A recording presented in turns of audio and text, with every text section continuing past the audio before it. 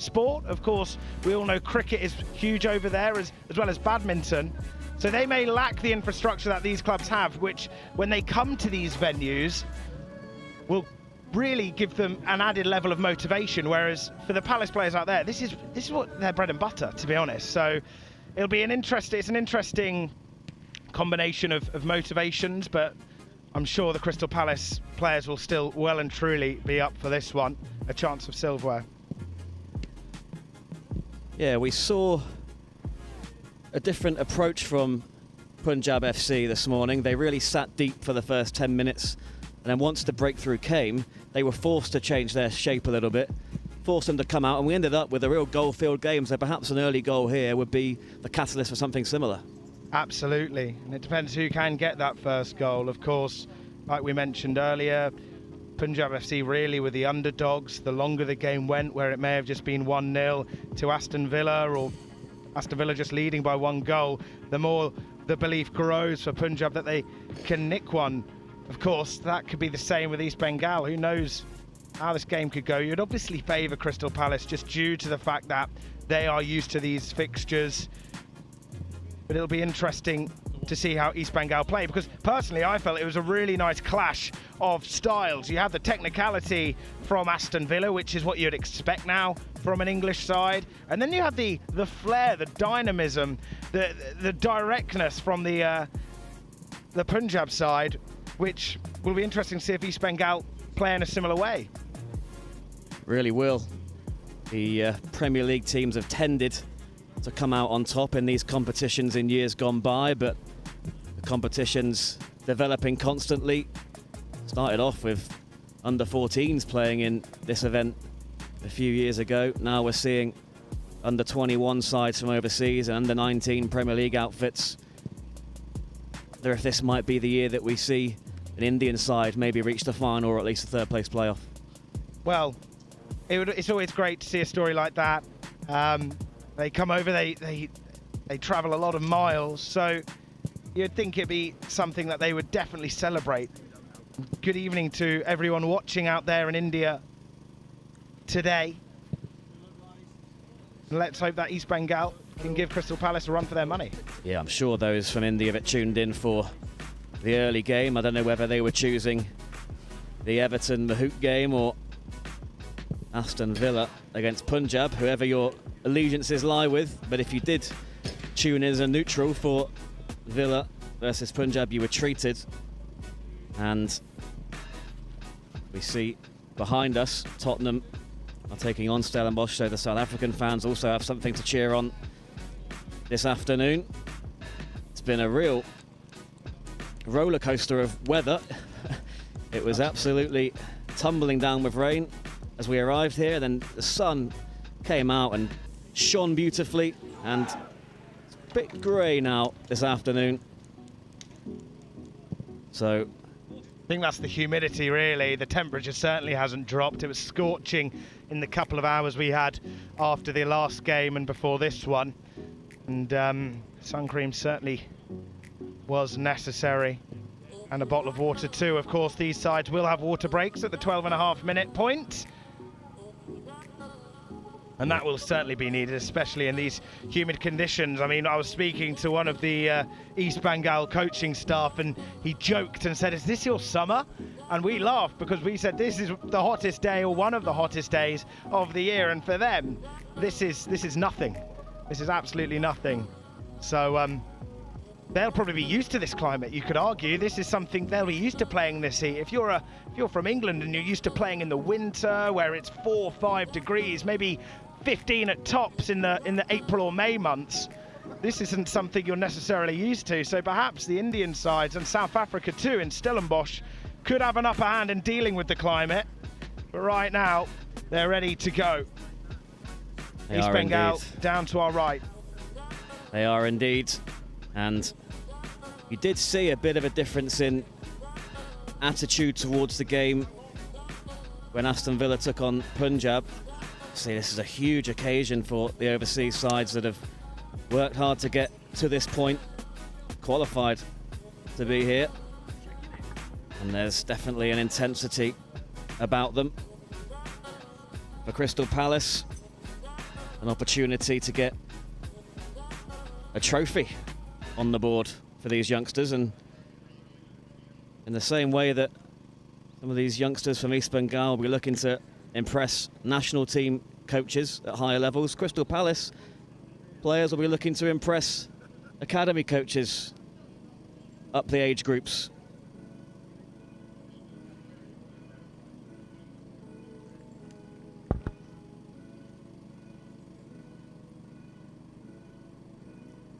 So we're ready to bring you the squad lists for each side.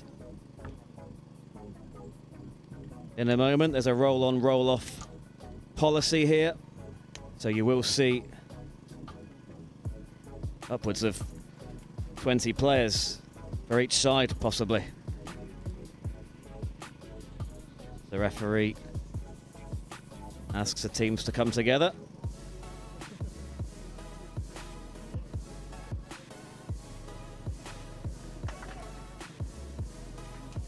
And they make their way towards the centre circle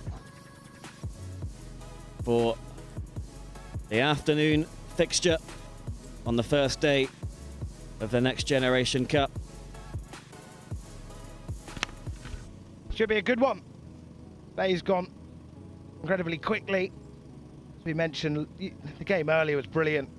We'll hope this one follows suit. Just before they came out, you could see that East Bengal were queuing up ready to go in a single line. They look up for it.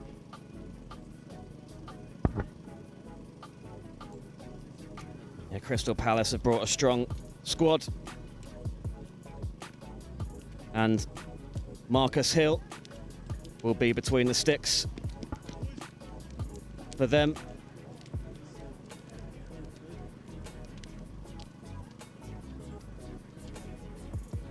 Finley Marjoram will play in defence with Freddie Cowan, and George King is in the side. Sean Samade likewise, and Charlie Walker-Smith, Cormac Austin, Sebastian Williams, Caleb Redhead, Maltia Dashi, and Joe Gabbard. Tyler White, Joseph Kashiba, Dean Benamar, Jerome Massey, David Montine, Kyrese Adams-Coleman, Enrique Ramirez and Benji Casey make up the Palace squad.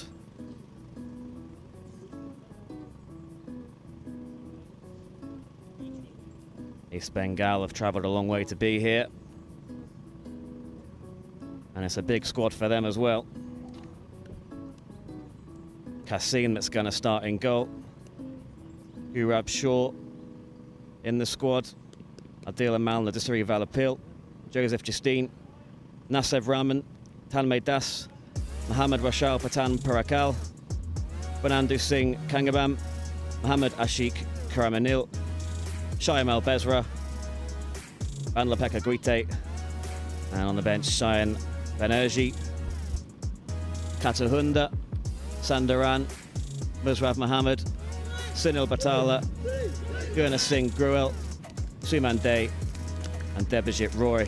Huge squad for East Bengal, and rotation, Ollie, was a key part of Punjab's tactics earlier. I wonder if it will be adopted here.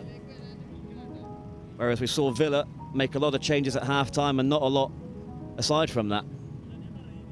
Yes, I'm unsure as to why, whether maybe the Punjab FC felt it was probably worthwhile to keep the players fresh and maybe went down the approach of rotating constantly, whereas I think Aston Villa more went down the approach of, right, let's see what happens in the first half and then we can measure the substitutions and see what the best option would be for that. I mean, it's interesting. Yes, or earlier today, the Punjab FC lined up with a back five. It's clear that East Bengal today are playing two banks of four with two up front, so quite a traditional style of football. I'm sure that will change as the game goes on. Crystal Palace looking ready to go, looking around, just taking in the views, I suppose. Yeah, both games will kick off at the exact same time, so they're just making sure they're aligned here with Tottenham and Stellenbosch on pitch 2 behind us. Games happen simultaneously, and just to remind you, it is 25-minute halves. When the ball goes out, the clock stops. And the official here on the touchline getting ready to get things underway. Thumbs up all round. And off we go as Crystal Palace get us underway. Imagine they look to assert themselves from a possession standpoint. They're looking to get forward here. Casey was the one almost getting in behind.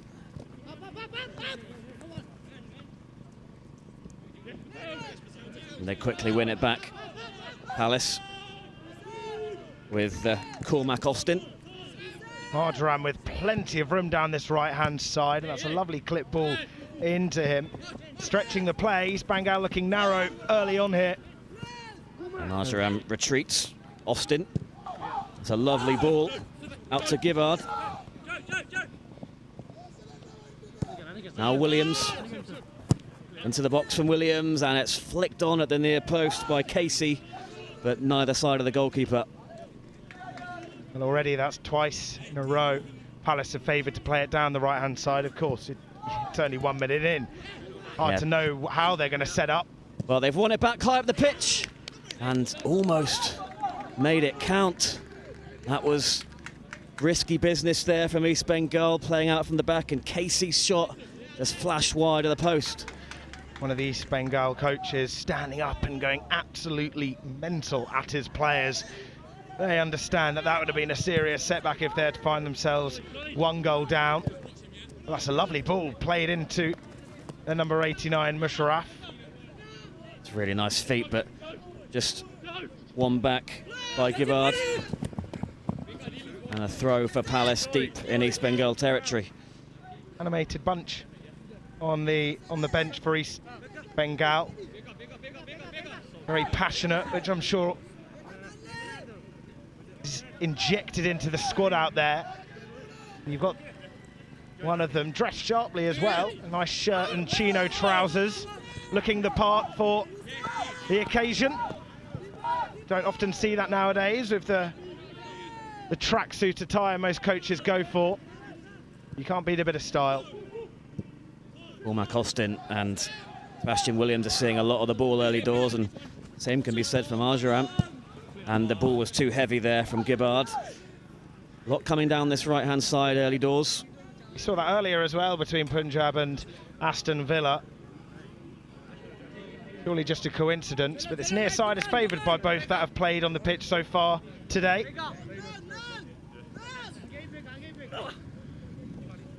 The header's won by Walker Smith. Williams gets the touch on it. East Bengal just struggling to get out at the moment. That's a good tackle though from Jazeel.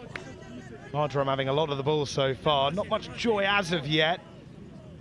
He's been unable to just try and unlock that part of the defence yet, but so far they're enjoying him with the ball. Bengal players look like he just was clipped there, but Palace eager to just pass it back. Here's Samade. Clipped over the top nicely. There might be an opening here for Dashi. That's a lovely touch from Austin, who's already imposing himself. And now Walker Smith. Again, they look wide for Marjoram. Walker Smith again. Patient play from Palace. They're passing around quickly here, giving something for East Bengal to think about, really keeping them on their toes, but it's little passes like that. We saw that on this near side, just a heavier pass, which just sees it go out for a goal kick and just prevent any build-up for Crystal Palace trying to get it into the box. You see some of the East Bengal coaching staff already rather animated. Obviously wouldn't have wanted to have surrendered so much possession early doors, even though perhaps to be expected, as there's one to chase there for Anantu. Direct ball unable to be kept down by the East Bengal attacker.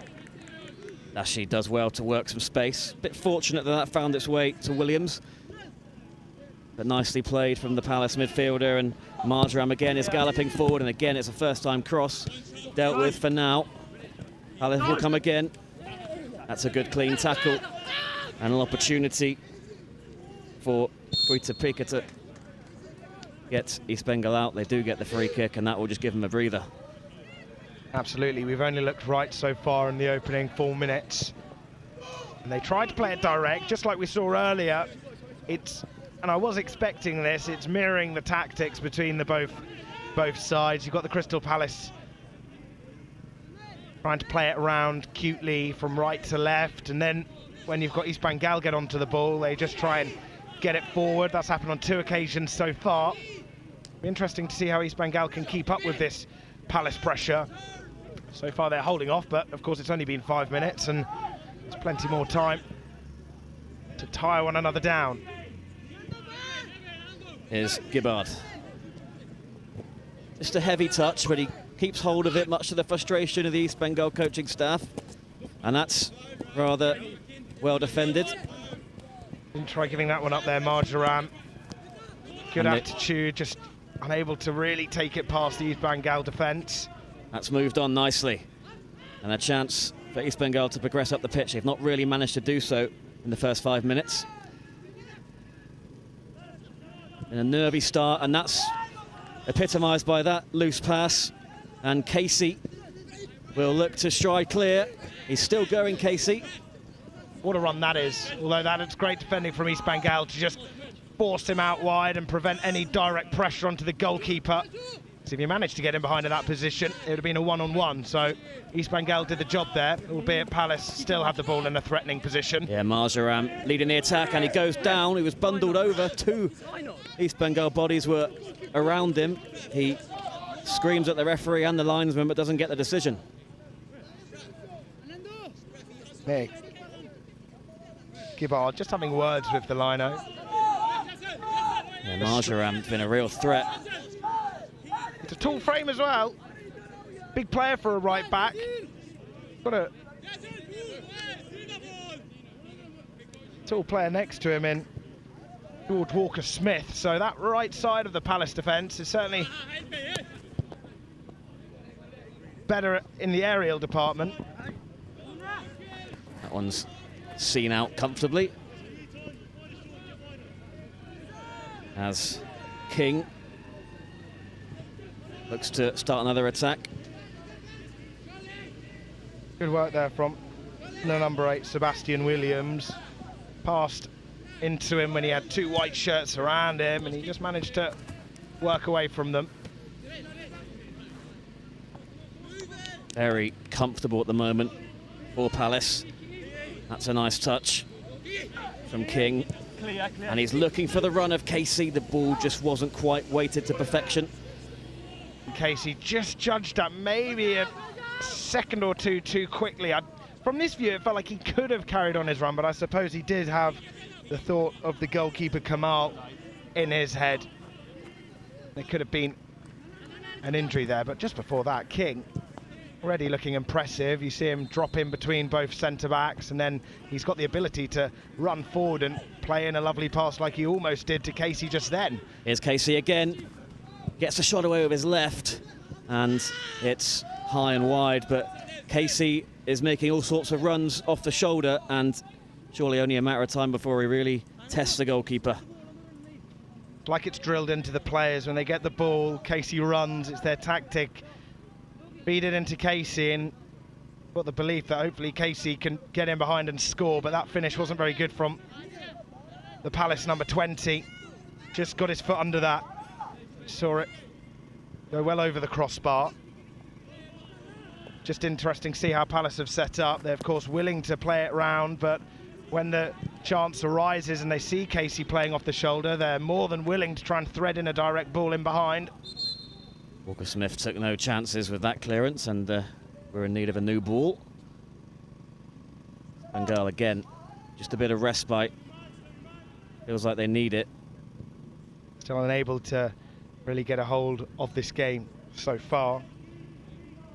In all Crystal Palace, but like Punjab had earlier, they've had some players who we actually were able to see in the first 10 minutes that they had something special. So far, we're yet to see any standouts for East Bengal. Maybe that is because of Crystal Palace's dominance so far. No one really unable to get on the ball and make something happen. Both times they've had the ball in their defence, they've lobbed it forward, unable to find a player in white in the attacking positions to make anything count. It's good defending, though, to ensure that Marjoram didn't get another opportunity to get to that byline.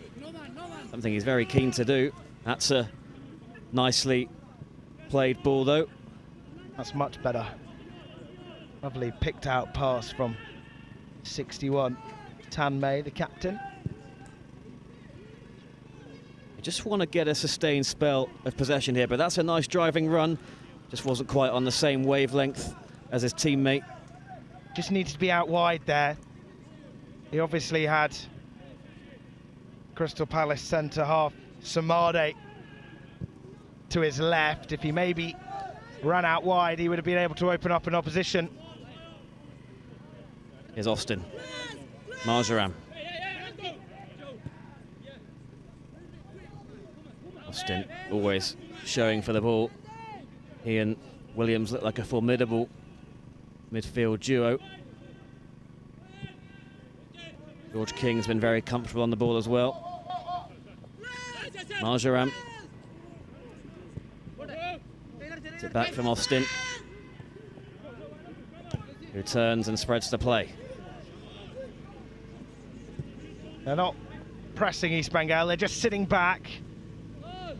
Not going in to try and pressure or put any pressure on this back three, it looks like. But of course, we've seen King advance forward. He just likes to drop in between those two centre halves, with the number 7 and number 8 just sitting in front. Again, the cross came in from Marjoram. But again, it's dealt with, and that's a decent ball into the channel. It will be dealt with by King, but at least it gave Anantu something to go for as Palace come forward again with pace, and the decision goes their way. It's probably the most promising ball they've had out of the three they've lobbed forward so far. Anantu is in a decent position, but, and so far, one of my players of the match of this game, of course, is George King, doing his defensive duties well there. Casey going for it after the ball in from Gibbard. He was outnumbered there. Did appeal half-heartedly for a penalty. I like that from Casey. Doesn't go down. Yeah, he tried to get straight back up. He could have made the most of it and tried to get the free kick, or no, the penalty even, or try and make something more of it. We often see that a lot in football, where a player may get a little touch and then they go down, they don't play to the whistle. But Casey there, he was so eager to carry on playing and keep the ball for his side. Good honest work from the talisman, something you can only commend. Looks like Stellenbosch have taken the lead against Tottenham behind us. So one of the overseas sides has managed to get their noses in front for the first time today. Stellenbosch, of course, have got a rich history in this competition. They won it in 2022, back when there ended up being 2 winners, as there was a Next Generational Cup in the Midlands, which is the one they won in Leicester, and then of course the one in London won by West Ham. So they know how to get themselves through to the more prestigious stages of this tournament. So far though, every time an Indian side has played, they finished in the bottom part of the groups of teams that have participated. And of course, the side we currently see in East Bengal out there will be looking to change that trend in the Next Generational Cup this year. Good footwork here down by Guiti Peka. Yeah, East Bengal starting to get a foothold here, but striding forward is Samade, who won that back just as East Bengal were looking to get some momentum going, and Palace are back in their shape and in possession, but just a couple of signs. Some nice footwork from Musharraf initially, and it's been Anantu that's the one that's been making the runs in behind. They're looking for balls in that channel, but Palace are almost at a walking pace here as East Bengal set their stall out.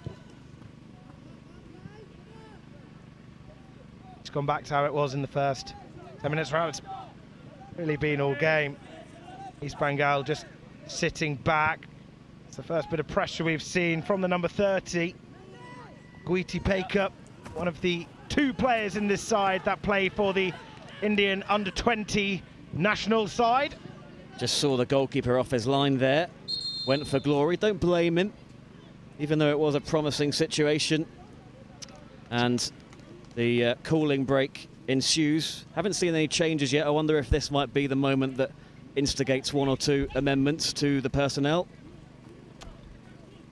Well, it was just funny when you saw Guiti Pekar go for that long strike. Of course, I'm not suggesting Crystal Palace wouldn't, but that's just another element of how sides from India so far have showed that kind of willing to just go forward and be direct and go for something special. Of course, Crystal Palace instead, they've been professional, they've been efficient so far in trying to get the ball around the pitch. The one thing they haven't been efficient in is just trying to find that space in the East Bengal penalty area. So far, their number 20, Casey, has found himself in a bit of some promising positions, Ben, but just hasn't quite had the ability to really pull off a strike that's tested the keeper. No, he hasn't. And I mean, I'm a little surprised at how almost angry the East Bengal coaching staff are down below us, because for all of Palace's control of the game, they are yet to really test Gurab,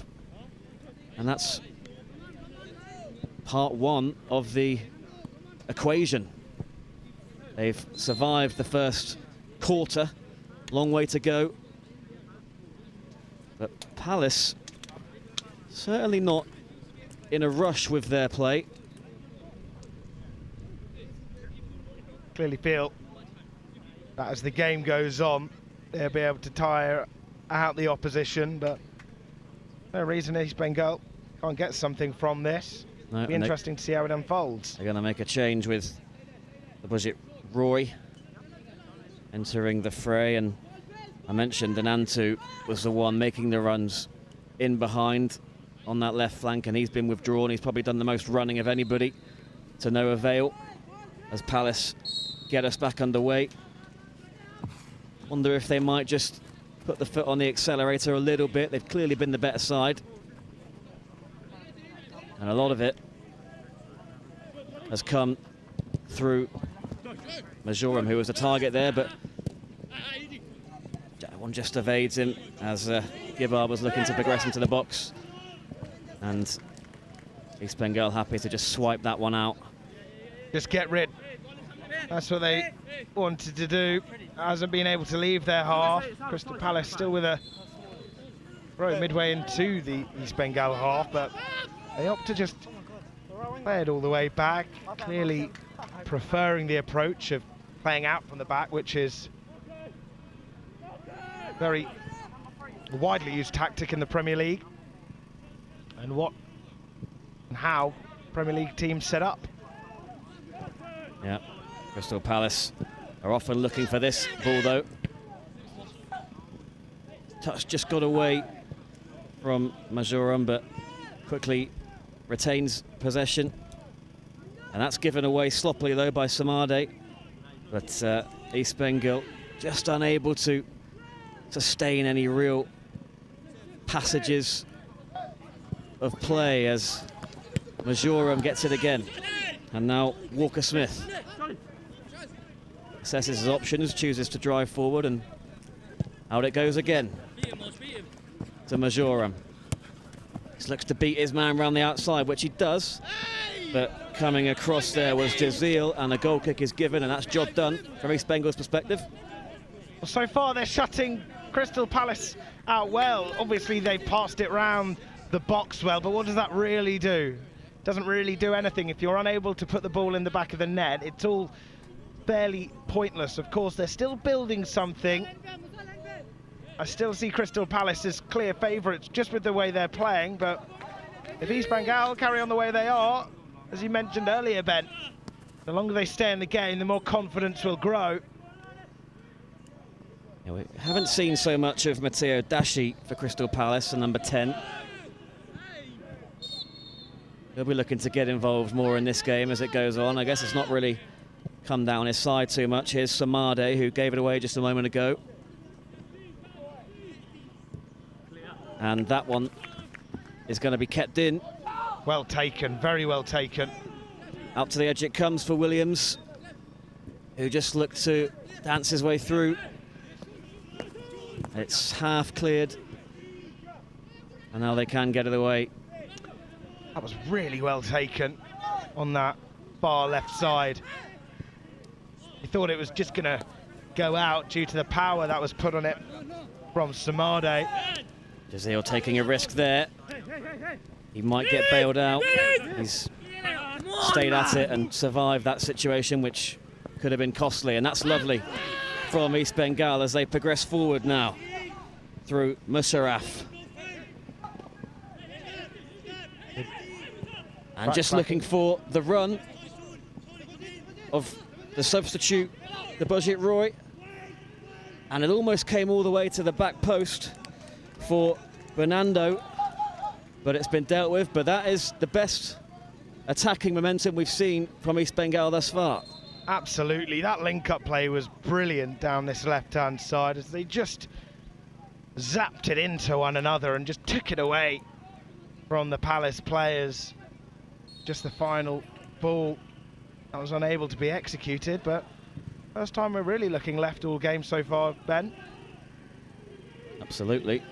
We'd say Paker's been at the heart of a lot of what's been good about East Bengal as he blocks that attempted ball forward. About 10 minutes to go until half-time, and East Bengal would love to get in level. Just a reminder, we will have a penalty shootout after this, so even if your team doesn't come out on top in regulation time, you can still come away with a point from day one. That's well worked to Marjoram. He's looking for Williams. Again, it's only half clear. Quite hopeful there from Williams. He had the idea, but no one was there, and Palace colours to execute it and get on the end of that ball. It's been a story of Palace's first half so far. All this passing, all this possession. But in reality, the best bit of play we've seen has been from East Bengal down this left-hand side just moments ago. Apart from that, Casey's had a couple of opportunities, especially the one where he just hit his foot underneath the ball, which saw it go over the crossbar. East Bengal, of course, still yet to have a shot on goal. Also, it's fairly understandable, given the way they've set up, given their willingness to sit back and soak up this Palace pressure. And so far, they're doing a brilliant job. Marjoram plays it into a dangerous area because Benamar was under pressure. And Bernardo is among those looking to progress forward for East Bengal. Casey will go up, but just growing into this, the overseas side, as they look for another run into that channel through Deboji, the fresh legs, who has passed that one out of play. I think they were looking for another inside run there. I think Guite Pekka was the target, but not on the same wavelength. Crystal Palace. I did just sense some frustration from their coaching staff a moment ago. Casey is offside. That will only further frustrate the bench to our left. Patience is going to need to be a virtue this afternoon. It's not just going to be a walk in the park for these Premier League sides. These overseas outfits are very game, aren't they, Ollie? Absolutely. Really impressed with how they've been. Of course, Palace have dominated the ball, but in reality, so far, you've got to commend East Bengal for the way that they managed to shut out the Palace attack. Still really yet to see Palace try and break down this East Bengal defence, but at the end of the day, East Bengal are doing a good enough job by themselves. And they're getting the ball forward. They're favouring this left-hand side. Sometimes it is kind of a hit and hope process, it feels like, where they just try to get the ball up the pitch, trying to find the run. That often just finds itself back to a Crystal Palace player. So far, you've got to commend East Bengal for what they're doing. King. And then start to criticise if they were to concede. Out it comes again to Marjoram, who will get the return ball and will get the throw.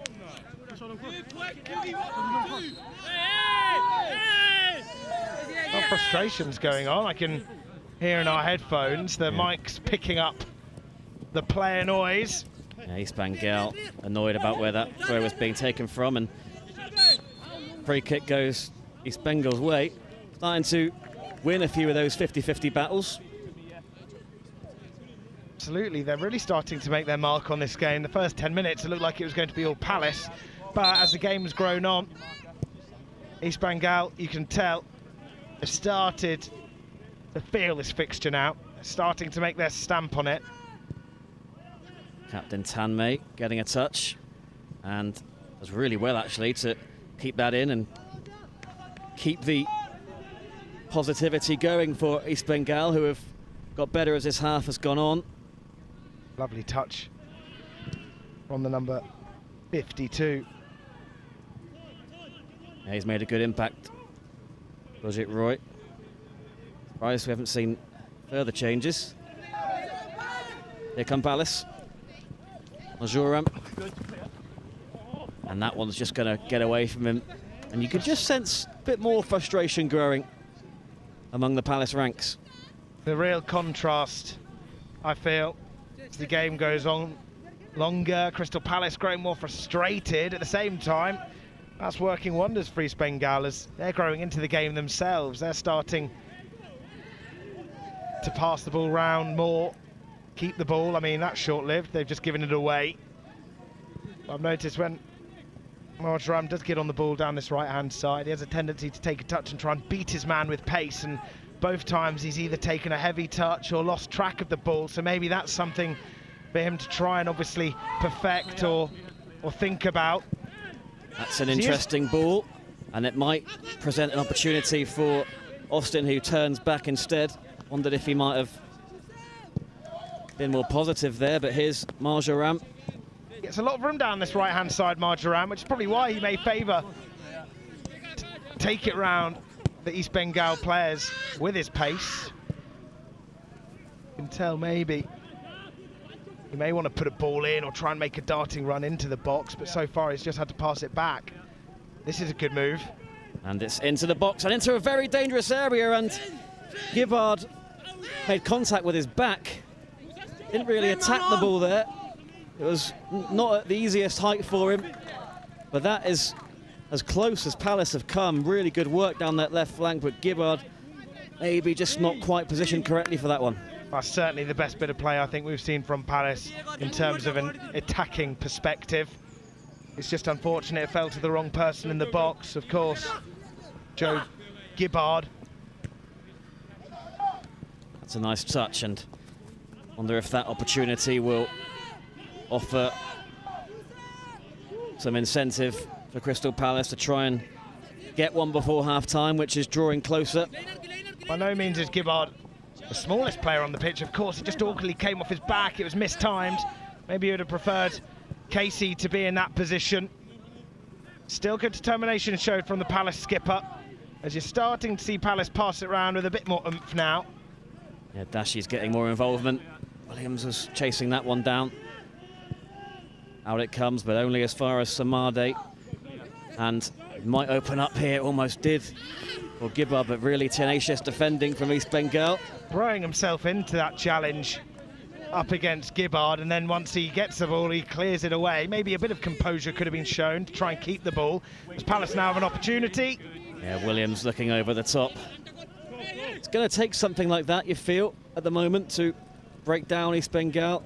Bit of quality from someone like Williams, but East Bengal have looked good when Ute Pekka's been on the ball, as he shows there with that pass out to the right. Here he is again. And they've got numbers forward here. East Bengal. 3 back, which we haven't seen all game. Typically it's been a block of 9 or 10 at least. Looking for a crossing opportunity, and again that pass in the final third just didn't quite come off as intended. I believe they've got a corner from that though. Looks like some players are still lurking in the box. I think some East Bengal players thought it may have been a goal kick, but they've all been ordered to go over to the Crystal Palace penalty area, as it is the first corner of the game. Almost towards the half-time break, 2.5 minutes to go. East Bengal with an opportunity to try and open the scoring late on in this first 25. Musarraf has gone over. He's interested. They do take it short. Out it comes to Tanmay. And just floats one towards the back post, and it's going to be too high for the number 57, Sunil Batala, who isn't the tallest. But again, it's more to be encouraged by if you're an East Bengal fan. Even the score somewhat in terms of the patterns of play. But Walker Smith and Marjoram looking to combine now. That's Lovely a really ball. interesting ball in, and an opportunity for Dashi. Decent opportunity at that. What a ball from Marjoram. That's an excellent ball towards that back post. Obviously the number 10, Dashi, was there, but I've expected that from Marjoram. He's had a lot of room on this right-hand side, and I feel like every time he gets on the ball, he wants to take it past the defender and loft in a lovely ball. And that's the quality we can see from the Palace right-back. Haven't seen it so far, hasn't really been given the time. Maybe he's been dispossessed, but there, brilliant cross. Looking to advance there was Benamar, who has grown into this contest. He was the one that provided the chance for Gibbard. He is quick, and he does like to beat a man, rather like Marjoram on the opposite side. It's no wonder Palace keep laying it out to both flanks. Here is Dashi looking for Casey. He went down again, and again he appeals. And again, the referee not interested. Well, we'll have to watch that back at half-time. Because Casey did go down there. I said earlier he did well to stay up on his feet and try not win the penalty there. Of course, he did go down and he did believe it was a penalty. And from my eyes, I wouldn't be surprised if the referee blew her whistle and pointed at the spot. Certainly contact. But East Bengal survive, much to Casey's annoyance. He had a couple of moments in the box where he felt he was bundled over. Here they come again, though, with Dashi. Started to grow into the game, Dashi. Can Palace carve out another opportunity? It might be their last chance to do so here with Walker Smith. They've had moments, Palace. They've had the ball a lot. Marjoram, in it comes. It's another good delivery, and Dashi was going in again. That's 2 brilliant deliveries from Marjoram. Just unfortunate not to find someone in the box. Oh! Marjoram breaks the deadlock right on the stroke of half-time. He's been a constant threat down that right-hand side, but this time he comes into the box and gives Palace the lead. Well deserved, well deserved. Finlay Marjoram, 2 pristine balls into the box previously. Happy for him as he's had a good first half. And there he is at the back post. There was space to the keeper's left that he managed to make the better of. He managed to exploit it and tap it home from about 6 yards out. And Palace have had moments this half. A few of them have come from Marjoram, and there he is finishing that one off as he walks back to his position. Both fullbacks combining. Benamar has been really energetic down that left-hand side. Both fullbacks have delivered some excellent crosses, and it turned out that one of them was on the end of it there as Marjoram took it on the half volley, and that's a real blow for East Bengal. That really is. They've had a good first half. I said they've defended well. They've been shutting Crystal Palace out. Yes, you could say Crystal Palace haven't been able to break them down, but the point is East Bengal haven't allowed them to break them down. But of course, Came down to Marjoram being at the back post late on. Probably just caught East Bengal off guard, maybe. At the same time, got to commend Palace for that move. Managed to get the better of what's been a stubborn defence so far this game. East Bengal have something to chat about this half-time break. Yeah, which is imminent, but maybe chance for one attack from East Bengal as Deboji bears down on goal, and the shot was a rather tame one. He struck it well enough, but it was very easy for the goalkeeper to deal with, Marcus Hill. A good ball into him. Of course, you felt Walker Smith was going to get that, but Walker Smith's body was just behind the ball. Then the strike on goal. You'd want him to be doing better. Struck it straight at the goalkeeper. Of course, he did well to come down quickly and collect it.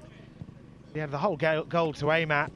Of course, it was a bit of an angle to work with. He only had one player in the box, so when we have a look back at the replay at half-time, you could argue maybe he should have played it in. Of course, be able to have a look at it there. Walker Smith just caught off guard. Pretty tame strike in the end, but it was a good ball. And that just shows East Bengal can unlock Crystal Palace. Yeah, it'll be interesting to see in the second half how they go about getting back into it. Only shown glimpses. That's a loose touch, and East Bengal momentarily retain the ball, but the referee is going to blow for half-time, and Crystal Palace have got their noses in front. Really well worked, and Marjoram, who's maybe been the most influential player from an attacking perspective from right back, was the man arriving late into the box and taking it really well. Benji Casey had his chances as well. Maybe felt he was upended in the box a couple of times. East Bengal have given their best, defended well at times, stayed resolute. They were difficult to break down. It took Crystal Palace the best part of 25 minutes. But Marjoram was jolly on the spot. Good value for their lead, Ollie?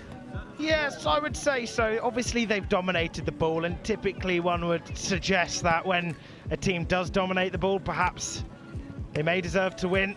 Of course, you can argue the opposite, and if a side's been far more potent going forward and only had 30% of the ball, let's say, then you'd argue actually the side that dominated possession don't deserve the win. But I would say, given the fact that they have dominated, they've shown more determination about them, I would say, when it's come to getting in those pockets, especially in the Punjab penalty area. Casey had a few unlucky opportunities. They have had more of the ball in their final third. Of course, East Bengal, they've defended well. Like you said, they were resolute. And they had a couple of times where when they got the ball forward, it looked like they could have had a really good opportunity. Just like this one here, Ben. Yeah, we're seeing now as the substitute, Deboji Roy, space opened up for him. He was always going to try and go across the goalkeeper, but it was just neither here nor there in the end, wasn't it? Well, look at George King here, someone I've been really impressed with this half. Of course, his teammate Walker Smith trying to run back, but look at that sprinting from King to come back, get into his box, to put off the number 52, Deboji Roy, and he did so. He put him under pressure, didn't give him time to think, therefore he had to pull the shot early, and maybe if he had a bit more time, he'd have been able to find one of the corners that he was unable to do originally. Yeah, that was really the only moment of the half, though, for East Bengal. Of course, you know, the goal they conceded just before that incident will have spurred them on to try and attack, but until then it was rather disappointing from an attacking perspective. It was. I did think Crystal Palace showed good defending when they needed to, but realistically we were looking at our right for the whole time. East Bengal managed to get the ball over the far side on a couple of occasions, but never really made anything of it. And then it was just that one chance towards the end of the first half.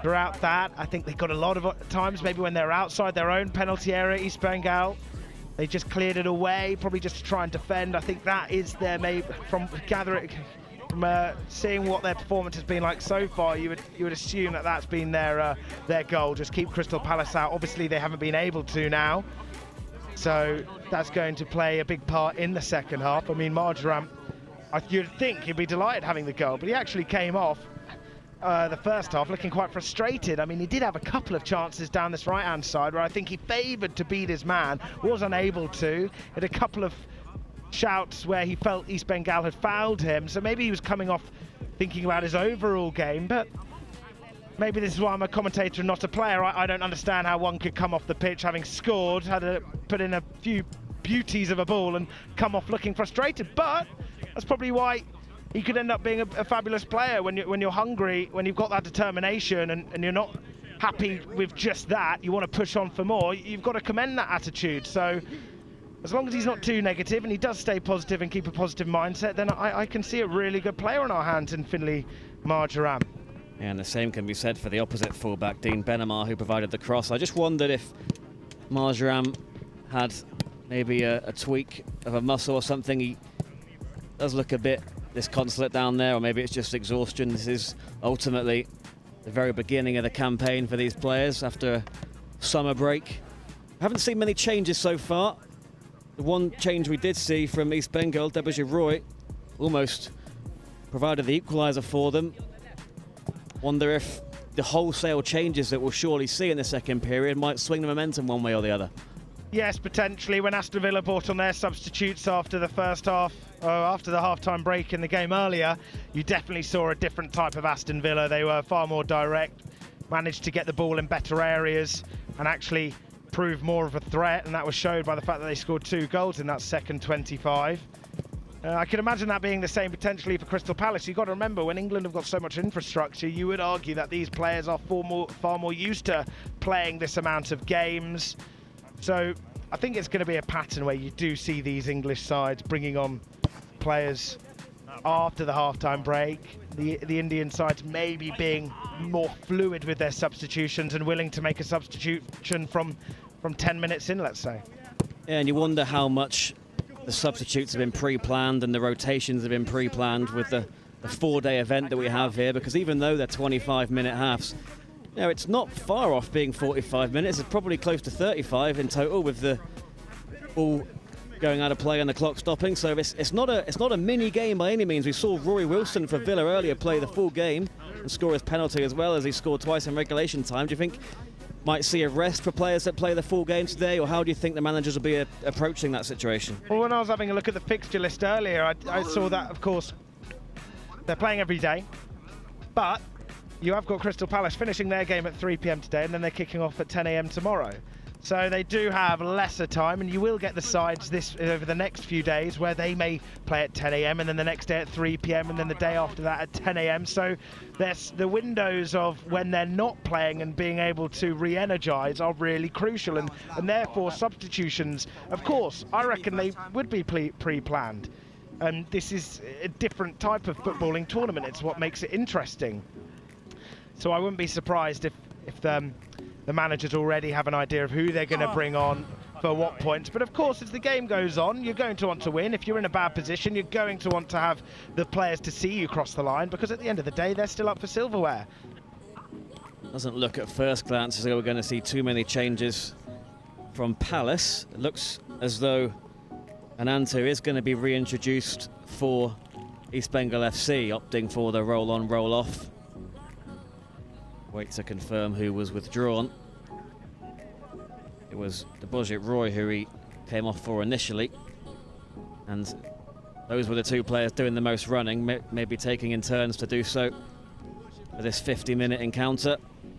But no changes just yet for Palace by the looks of it.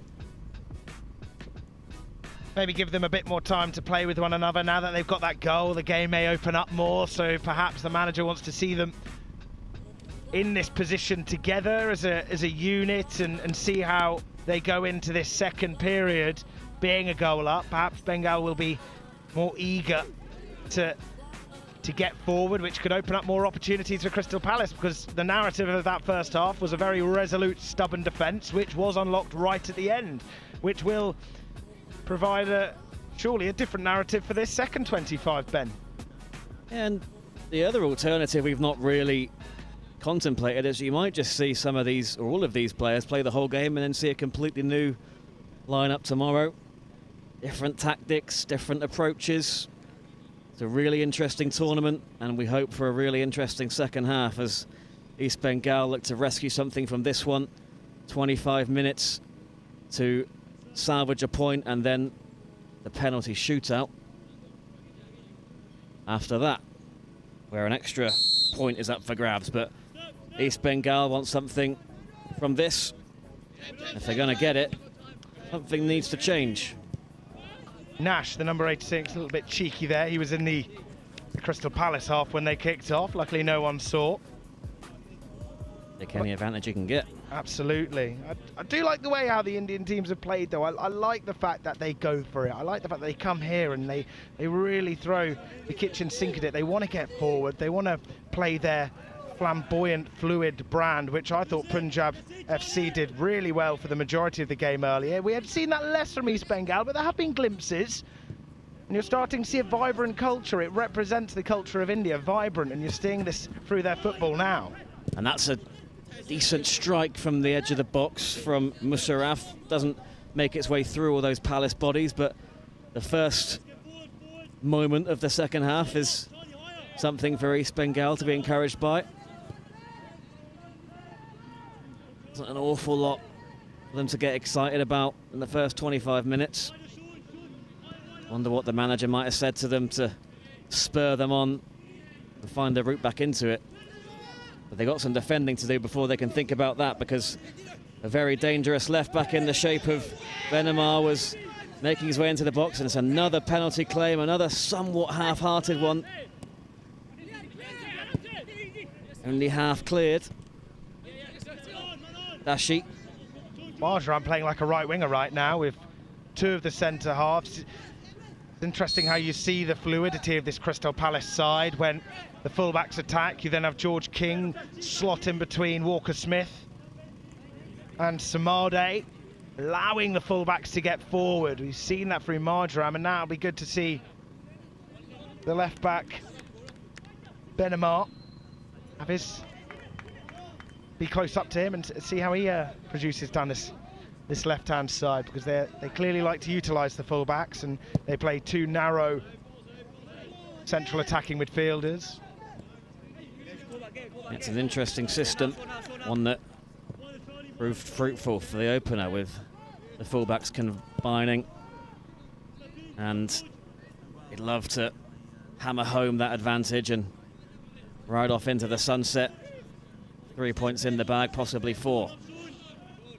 It's interesting how Crystal Palace is set up, because you know that with youth football, typically clubs like to play a brand of football from the elite squad right down to the very bottom, to their youth squads. And ever since Oliver Glasner has come in, he's occupied a back three with 2 wing backs, which wasn't previously used under Roy Hodgson. So it's interesting seeing this under-19 setup where you're seeing a fluid back three at points, which is something, of course, the elite manager uses too. So clearly they're trying to embed that footballing brain into them at this level, which is interesting to see at face value.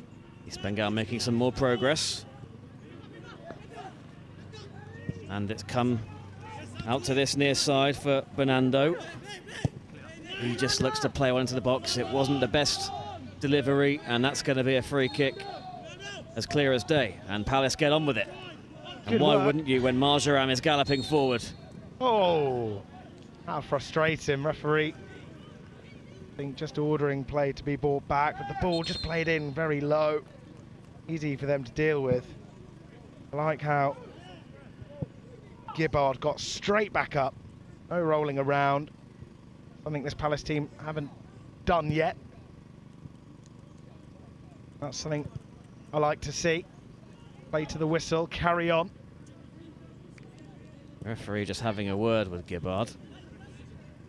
Not entirely sure why. He took it quite soon, but now they're giving it away to East Bengal, so...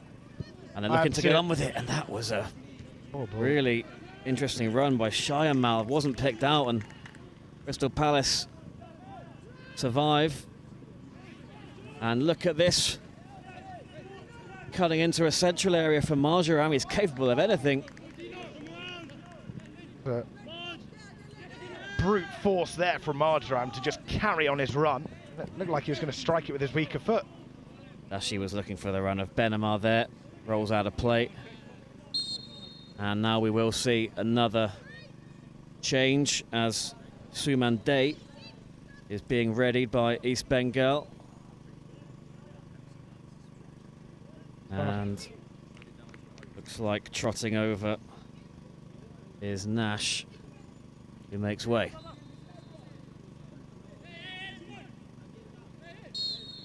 Starting to see the sun behind the clouds now, some grey skies behind us. Not sure whether it'll be thunderstorms on their way, hopefully not, but gives us a little bit of a breeze whilst the sun goes away, a little bit of coolness, which we haven't had much of today, and I'm sure the players will appreciate that too. Always hard to be running around in bright sun, hot conditions too, so I'll give them a nice bit of a cooler for the second set of 25 minutes. Yeah, it's been hard enough standing around in this heat, let alone running around, so I'm very grateful. Absolutely. East Bengal have huffed and puffed these last few minutes. Again, it was Guite Peka looking to be the architect. He is the one who seems to have the most quality in those areas. Plenty of time to make it count.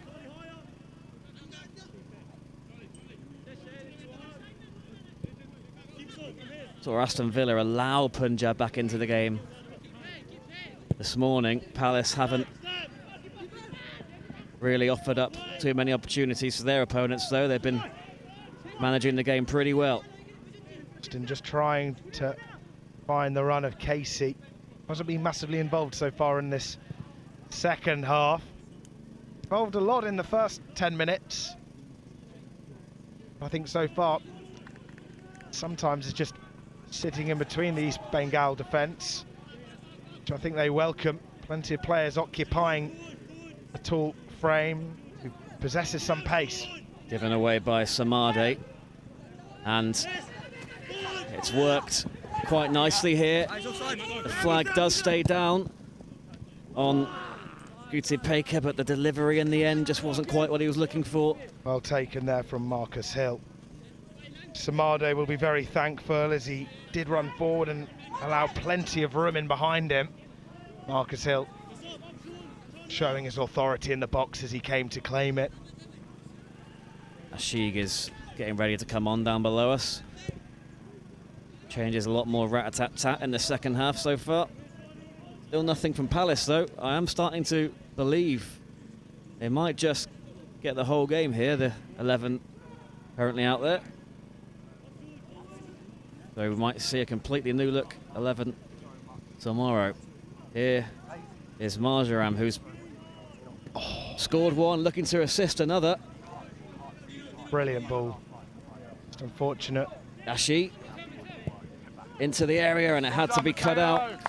There were Palace bodies in the shape of Benji Casey in particular, ready to pounce. They just haven't had enough bodies in the box, I feel, when they've had players like Marjoram and Benamar on the flanks, whip them in. Casey's really been the only one to try and attack it. Apart from that, no one else really present. Tallest of sides in the attacking department. And we have seen a lot of short corners today. Training ground routine, this is the perfect opportunity to put them to good use. And Dashi is standing over this, having just orchestrated an opportunity from open play moments ago. He's grown into this game, the number 10. And there's a decent enough delivery. Wasn't made the most of there. Walker Smith, that was, coming in. Yeah, he and Samade both were close to it. Just looked like it was ready to be nodded home by one of them. Keeper rooted to his spot. All it needed was accuracy, and it would have been 2-0. Talking of making it 2-0. Yeah, given away in an area where you shouldn't be doing so.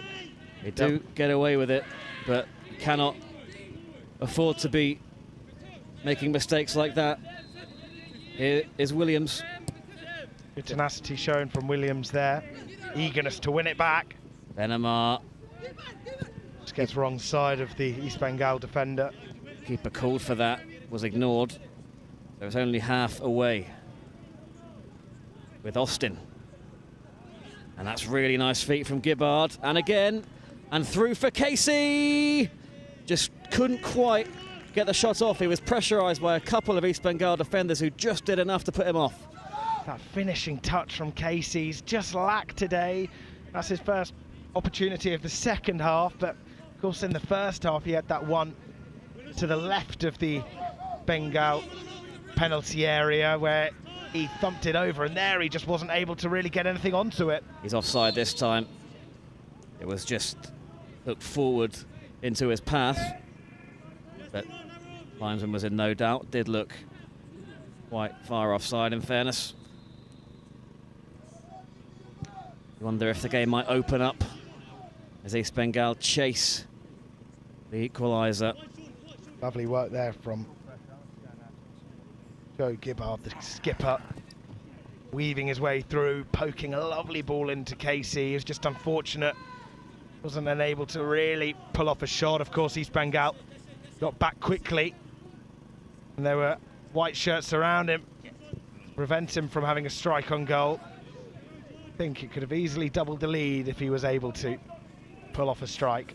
Arjaram delivers the cross, and it's found Benamar. This time it was right back to left back. Playing their own game at times, those two. Does feel like it. A lot of the opportunities have come down the flanks, of course, apart from that Gibbard pass down the centre. Arjaram and Benamar enjoying their afternoon on the pitch. Williams was not going to be beaten there. Very determined, physical midfielder. Palace's number 8. Out it comes towards Benamar, but cut out.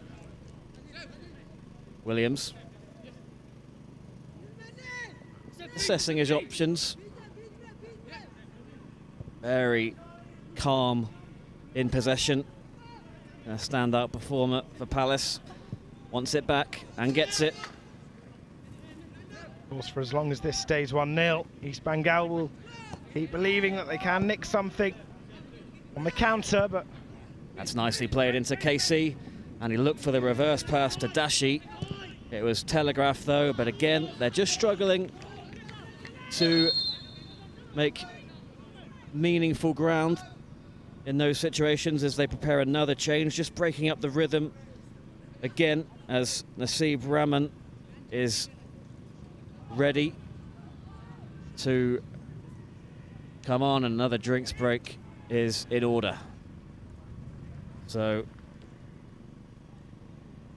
dying moments coming up, and East Bengal running out of time, running out of ideas, it feels like. It does. It is interesting, though, how Crystal Palace have been reluctant so far to make any substitutions. East Bengal being the opposite. So like you said, it'll be interesting to see if they may play a completely new look 11. I mean, of course, the squads are of 20, so there will have to be some that are playing 2 games in a row.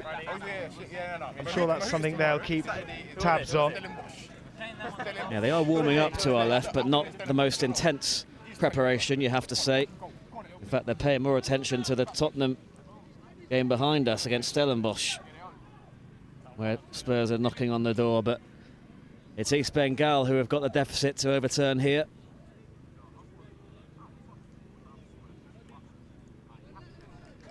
Well, they'll still be hopeful. Of course, still got just around, I think, 17 minutes left. There's still a chance. Crystal Palace are starting to show their quality and just their game management as well, being able to just pass it, not allow Bengal to have the chance. If they can't get on the ball, how are they going to score? And that's where Palace have got this game. There has been a substitution as well. Tyler White, the number 12, has come on. It looks like he's and replaced. Marjoram's off. Marjoram, who's down to our left now, taking off his boots. He'll be happy with what he's done today. So far, he is the game changer. His goal just before the first half ended. At the back post, coming in to knock it home to make it Crystal Palace 1, East Bengal FC 0. They're still holding on. Wonder if Tyler White will offer a similar threat. We imagine he will if it's like for like. That's a lovely ball from Williams into Casey and just couldn't get his feet sorted out. The Palace striker, not for the first time, perhaps not making the most of the opportunity. Very incisive from Williams. That's well worked. Rita Peka. Runners ahead of him. They'll get the throw. Hit and hope there from King, just wanted to get it clear, didn't care where. East Bengal, chance. They're starting to look to our right.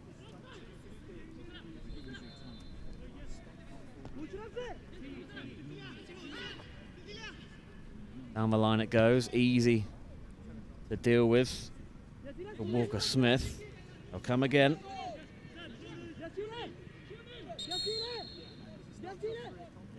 They're enjoying the ball so far, East Bengal on that far side. Substitution coming on. Tan May, number 61, entering the pitch. Yep, he started the game and he's back on. Wouldn't say the penalty area's flooded with East Bengal bodies, so looking to work this into a good area. Surely going to go back, a huge numerical difference between the amount of players in Palace colours and East Bengal in the East Bengal final third. Rita Peka spreads the plate. I think he was aiming for the number 71. That's a decent effort, and the goalkeeper unable to catch it at the first time of asking, does gather eventually. That could have gone anywhere out of his hands, but at least they had an effort.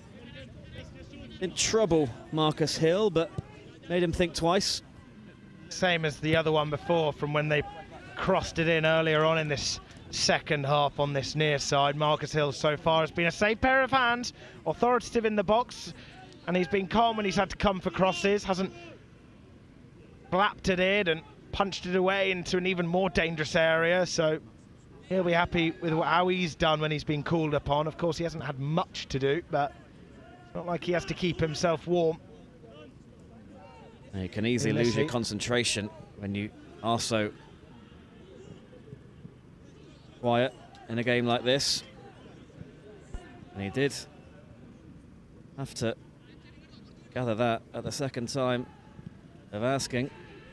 East Bengal have been limited in their shot count, and that looked like it might have been a foul, and the referee agrees. And a more direct approach from East Bengal paying off there. Not a lot of vocal energy out there. They're very quiet, East Bengal. You wonder how much belief they've got that they can get back into this. Seen a pattern as well. The animation in their coaching staff has certainly diminished in this second 25. Of course, the first 10 minutes, they're up there, jumping up and down, using their players, but now it seems a bit more depleted. Perhaps emotions are down, considering they're a goal down. I think they can keep the hope, as we mentioned many times. There's only one goal in it, they're just one goal down. All it takes is one nice threaded ball through, but same time, that can be a big ask. Crystal Palace have been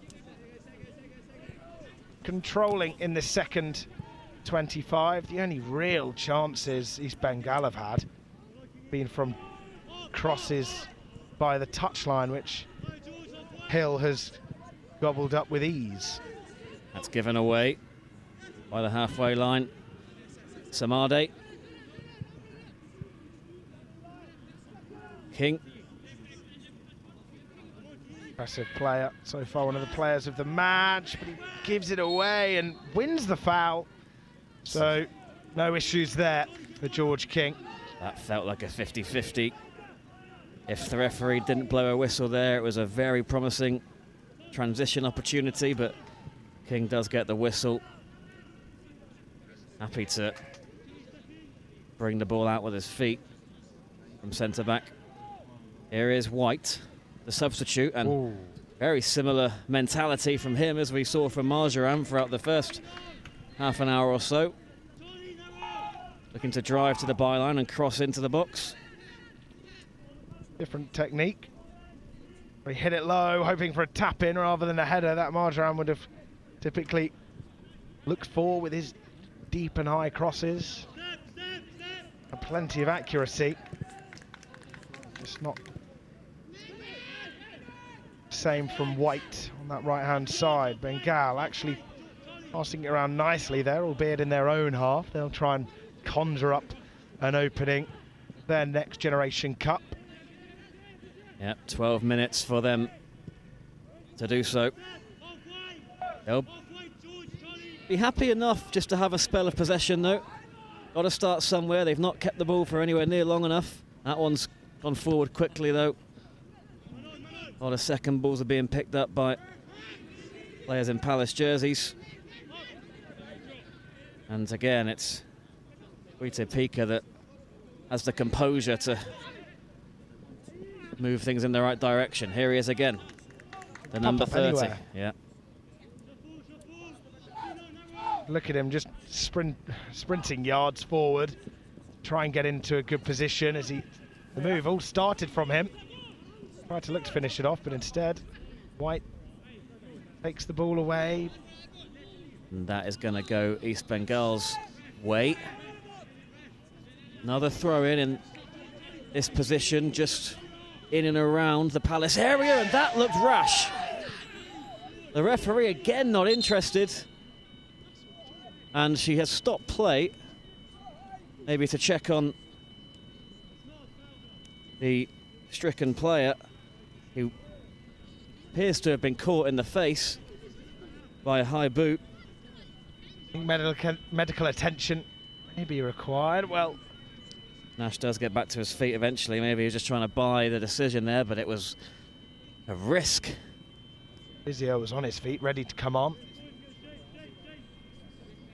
I will resume with no substitutions, no need for substitutions, but it will be a Crystal Palace free kick. Just looking at that again, Walker Smith did take a risk, maybe just pulled his foot out of the way in time. But that could have easily been the moment where East Bengal found the route back in, out of nothing.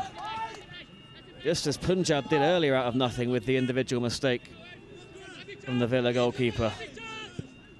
As long as it's 1-0, as you said. 10 minutes left. And they've won it again high up the pitch here. And they pick out a man in white in the middle. Goes down pretty easily there. Nash, and going to be a Palace throw, but the energy's picked up a bit. Certainly, it often does, I think, when East Bengal get forward, because they do, when they put pressure on Crystal Palace, give them something to think about. You can just see their energy rise when East Bengal load on the pressure. But the thing is, Ben, we haven't really seen them put on the pressure that much this game. They've been fairly quiet. It's been fairly straightforward for Crystal Palace. No clear-cut opportunities for East Bengal. Yeah, they've got into the final third a couple of times, which the first times you really start Crystal Palace to throw bodies in, but apart from that, in a straightforward 1-0 lead for the Eagles. They're looking to add to that here with Tyler White progressing forward again. You've not really seen much of either fullback for Crystal Palace in their own half. They've spent a lot of time deep in opposition territory. Pretty much wing-backs in truth. Formation does appear to be slightly different in and out of possession, and White finds himself in some space, and it came for Casey. Just got a ricochet before it came to Casey, which may have taken the complete direction out of the ball. Nash. Again, though, it was Guite Peka that had so much composure there to bring it down with his feet and find his teammate Nash. Good backtracking there from Crystal Palace, as it looked like East Bengal could have opened up a successful transition. But Palace got bodies back, one of them being Benamar. Here's Dashi. Turns and drives. He's got support through the middle in the form of Casey. The referee has been alerted to an offside.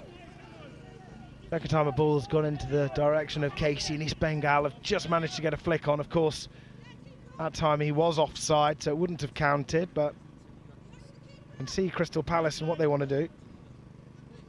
Feed Casey.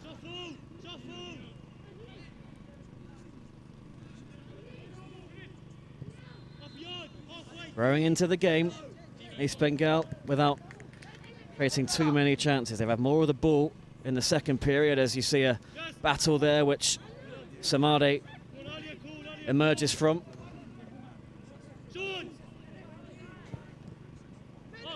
Oh, and that was a high tackle on Benamar. Poor challenge, rightly so. A free kick, no arguments there. Benamar's okay.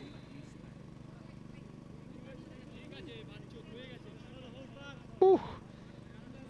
It's the wrong part of the body. That could easily be a broken bone. This age, detrimental to one's career. So, and Dashi find a man in the stripes of Palace. It's played in with pace. It almost went all the way through. Casey unable to make any contact on it.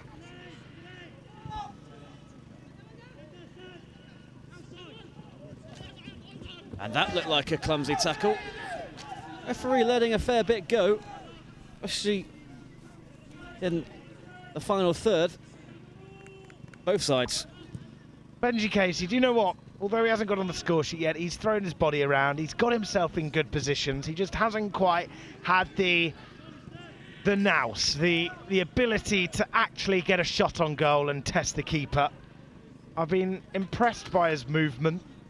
And like I said, he's got in good positions. He's been one of the only players who's looked likely to be able to get a second goal for Palace, especially in this second half. So certainly a player to watch out for in the rest of this competition. Benamar looking for Dashi. It's cut out. And it is East Bengal that get the decision. They've got 7 minutes to try and find that equaliser. That's an extremely impressive throw. Yeah, surprising they've not utilised that more. Maybe they will do so again now. I suppose they haven't really had the chance. I suppose they did have a few long throws on that far side, but Saman, the number 81, has certainly got an excellent throw in his locker. Maybe one of the best in the sides if we haven't seen others of that same quality. Austin. Now King. And they are being pressed with a bit more vigour, and that's an error from Tyler White, just taking his eye off the ball. Literally and metaphorically.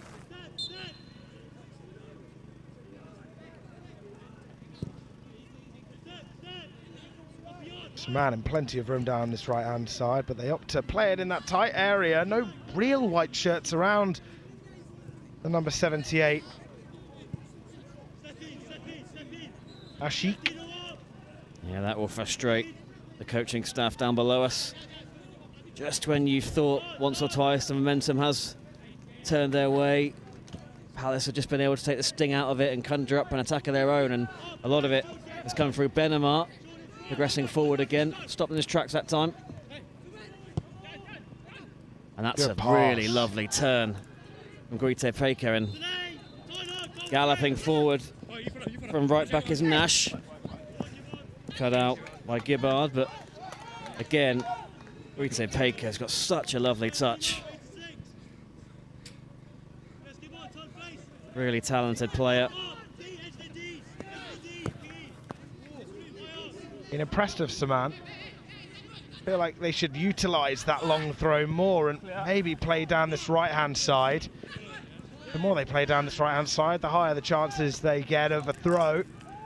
If that's something they can possess and that's something they've got, that capability of such a long throw, why not use it? And in a game like this, where you're just trailing by 1 goal, it could be extremely valuable to try and pinch an equaliser. Of course, for those joining, Crystal Palace 1, East Bengal FC 0. The goal from who is now on the bench, Finley Marjoram, the right back, came in at the back post late on in that first 25 to make it 1-0 to the Eagles. Since then, it's been fairly controlling for Crystal Palace, fairly straightforward. East Bengal, a couple of occasions have put a ball in, but to no one apart from the goalkeeper of Crystal Palace. So you'd favour and fancy Palace to see this game out. But East Bengal are not giving up. And Nash gets forward again. And he can gallop towards the byline if he so wishes. He's got support, but he does try and take on his man successfully. And he goes down. It's the 3rd time he's gone over in the box. I wonder if he went down a bit too easily. We'll see it again shortly, but we'll have to see that again. There have been a couple of penalty decisions. I feel like East Bengal are unlucky. Let's have a look at this one. Wasn't a great deal in it, I believe. And that's the full-time whistle. That is the full-time whistle. Crystal Palace have seen it out. East Bengal just right at the end as well, Ben. That's something we should look back at more and assess. Well, I think the earlier appeal was a more valid one when he went down holding his head. Not sure there was much in the challenge at the death, but East Bengal do come away having been defeated 1-0, and they have acquitted themselves relatively well, but not with anywhere near the same attacking impetus that we saw from Punjab earlier. This was a very different game, a very tight contest. Palace got the early goal, and that was that, really. It wasn't the most magical of affairs, but for Crystal Palace, they'll be happy. They saw out the win. They dealt with what East Bengal threw at them, albeit it wasn't to the intensity that they're typically used to or would expect from an opposition. However, they saw it through. East Bengal, he had a couple of moments. They never had a shot on goal. So, all in all, Crystal Palace deserved winners, of course, just by the 1 goal. Marjoram, I'm sure, will be delighted that his goal has proved to be the difference. Tomorrow, of course, Crystal Palace are playing Muthoot at 10 AM. And East Bengal back here at the same time against Everton, who of course beat Muthoot 1-0 today. So Everton, the 1-0 winners against their Indian opposition today, just like Crystal Palace. More interesting games to come. Of course, Punjab FC really gave a good go. East Bengal, it'll be good to see more of them as the competition goes on. I feel there is more to see. Saman, the 81, what a throw. I know you don't win games for a throw, but they could be so important at points, and I think having that ability, having that capability within your side can only benefit you. So I'd like to see more of him. I don't feel we really see or saw as much as him as we did in the last 5 minutes. But he may have a chance to take a penalty. How's his penalty taking? Of course, earlier, Ben, Aston Villa did have the much better penalties. Punjab, the first one, of course, really set them back. For those that didn't watch or haven't seen, it was, of course, 3-2 overall to Aston Villa, and then 5-3 to them on penalties. Punjab only needed to take 3 for their fate to be sealed by Aston Villa's perfect 5. It's the first penalty scored or hit the back of the net from the Punjab FC player. But before it hit the net, it hit his foot twice. Yeah, very interesting incident. And hopefully from an Indian perspective, East Bengal have a bit more composure and panache about them in this upcoming shootout. I mean, just to touch on their star performer for me, Guite Pekka, he is actually an India under-20 international. Represented him at under-17 level as well, and not surprising at all that he looks like he's going to be the first man up. He was a real shining light in an otherwise relatively average performance. Absolutely, he can sometimes be their talisman when you've got those individuals who have played those big games. They're the ones that you can look to. Of course, with Crystal Palace, like we said, these players will be very used to these affairs. They've played in this competition before. Their under-21s are used to these competitions with the Premier League International Cup, another competition. That, of course, concludes at the end of the season. Crystal Palace, of course, won that competition 1-0 against PSV at Selhurst Park. So they're a club that know all about these Premier League competitions. And you saw that professionalism today in dealing with their excited opposition, who will take the first penalty. Bonus point up for grabs as the shootout gets underway. Guite Pekka. And it's saved. Not a lot of power behind that one, and it was a good height for Marcus Hill, and Palace already with the early advantage. He just tried to be a bit too smart there. We saw this earlier with Punjab FC. He was like running up from a straight angle.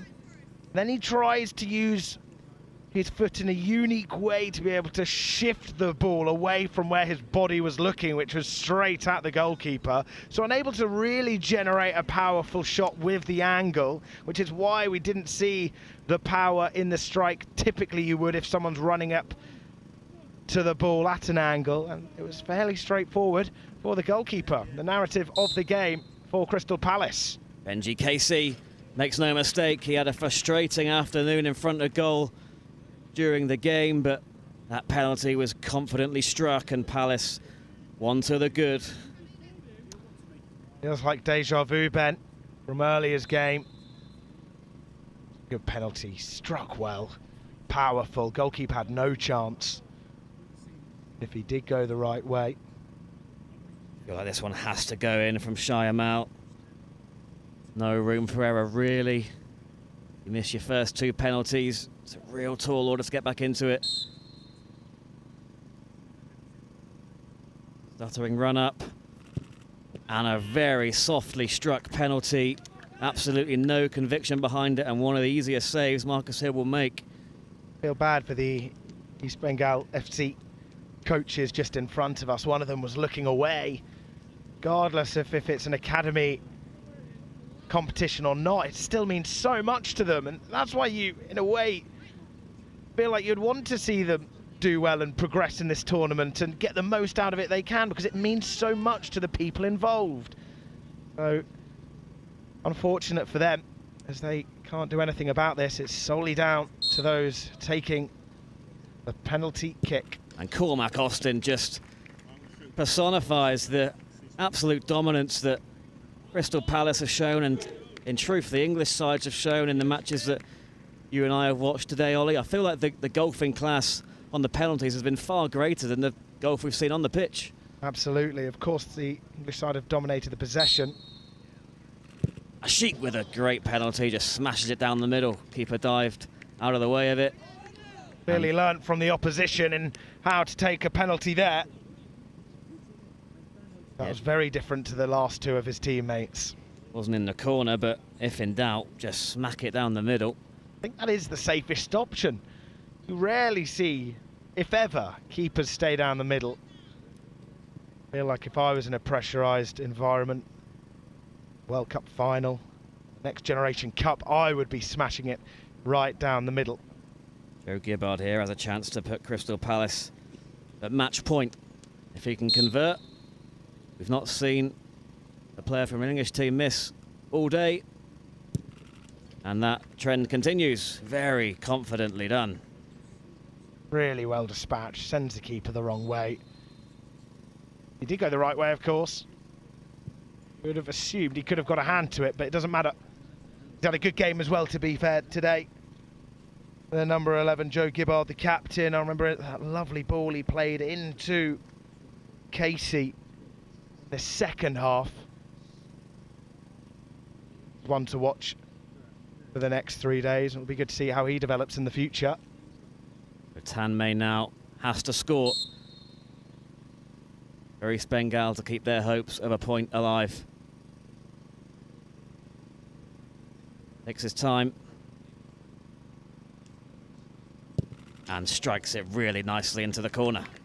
Just saw Marcus Hill dive a bit too soon there.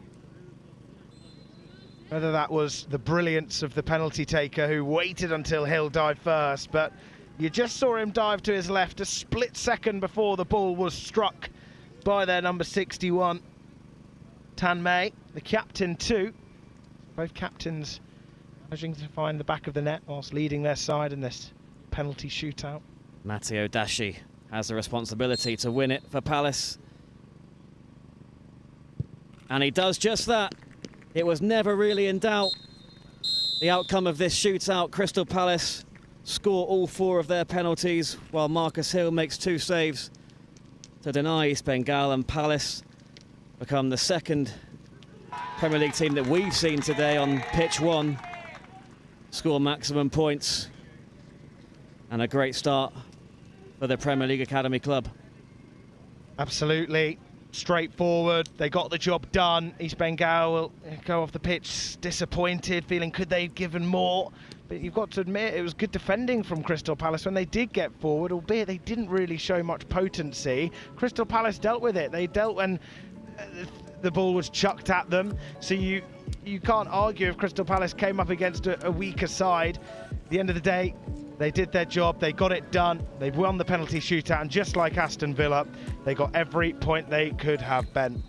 And it's interesting because in neither game has there been a huge difference in quality on the pitch. Both have been decided by the odd goal, but you get to penalties, and all of a sudden, it just looks like Crystal Palace are way more prepared, and the same could have been said for Villa earlier, which is surprising because these Indian sides have surely practiced it. Wonder if the pressure of the occasion, obviously it's day 1, maybe got to them. Very peculiar. It's hard, of course, the psychology of penalties anyone can study. You don't really know what happens until you're in that dressing room and you see if you've prepared or not. You could argue Crystal Palace have probably worked hard and know how to dispatch their penalties.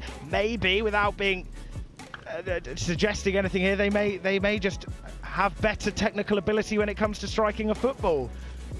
So you see it in the penalties, and to be honest, based off the evidence we've seen today, Ben, you would argue that that point could have some truth behind it. But of course, after the first day, I certainly find that the Indian side possess this excitement, especially Punjab FC, that we may not see massively from the English side. But like I said a lot today, they certainly possess more of a technical ability to be able to just pass the ball into net, to have the right bodies there in the right times, and to just knock it home when it's needed to. And Crystal Palace striker Benji Casey is with Grant Ebokwe. And we're here live at the Premier League Next Gen Cup 2024. I'm here with my boy Casey, Benji Casey. How are you today? I'm good actually, I feel good. Yeah. You've just finished your match against East Bengal FC, 1-0. How did you find your first experience of the Next Gen Cup? It was a great experience, versus another team from a different country. I think, it was a great team performance. I think we should have won way more, but, overall happy. Great performance from it. That's one thing I wanted to talk to you about. Facing off against an Indian team, possibly the first time you've ever done that. What was the difference in sort of the teams that you're used to facing compared to East Bengal FC? I think they were more passionate because from a different country. They're also very strong as well because very physical. I think it was a really good physical battle out there. But I think generally that was pretty much it. They were just physical, strong, passionate. But yeah, that was pretty much it really. But we played better football. Yeah, that's one thing I also want to dig a bit deeper into. Like, what do you think your team did better in this game against East Bengal? Yeah, we pressed more. We contained the ball. You know, we had great possession. I think we had way more chances than them. They didn't really have a chance, but you know, it was a great performance from us really. And I want to ask you one question. From the game, I'd love if you could pick a player of the match on your team. Who do you think needs some recognition? Who do you think needs to be shouted out? I think everyone played well, to be honest, but if I do pick one, I'll say,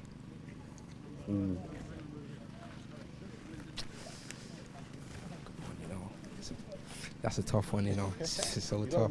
We give flowers over here. We give flowers. Oh, wow. Can't pick myself right. Nah, I can't. You played wavy. Yeah. You played wavy. I'll give you your flowers. Well, I say Finn March. I think he got on the score sheet. I think he ran down the lines. He was able to cause problems. I think, and put great balls in the box as well. I think, yeah, it was one of the match for me. Amazing. Well, Finn March, again, your shout-outs from Benji Casey. That's been us for the Crystal Palace versus East Bengal FC match. Thank you very much. Played great. And I'm going to send it back to the gantry. Thank you very much, Grant. And wise words there, Ollie, from Benji Casey, picking up on the passion from the Indian sides. That's something we alluded to as well. And that's something that might stand them in good stead for the next few days. Absolutely. It's going to be really interesting. It's been a really great first day here up at the Aston Villa training ground, and I think it was interesting. He basically said what we've been thinking. They show passion, they show this desire, they play with a smile on their face, but at the end of the day, the English sides have just played the better football. They've had the possession, they've known what to do in and out of possession, so fair play to Crystal Palace. They got the job done, and I look forward to watching more of them next season, or in the next few days, and next season, why not? Absolutely. Well, thank you very much for joining us this afternoon. Final score here was Crystal Palace 1, East Bengal FC 0. Join us here tomorrow for some more Next Gen Cup action.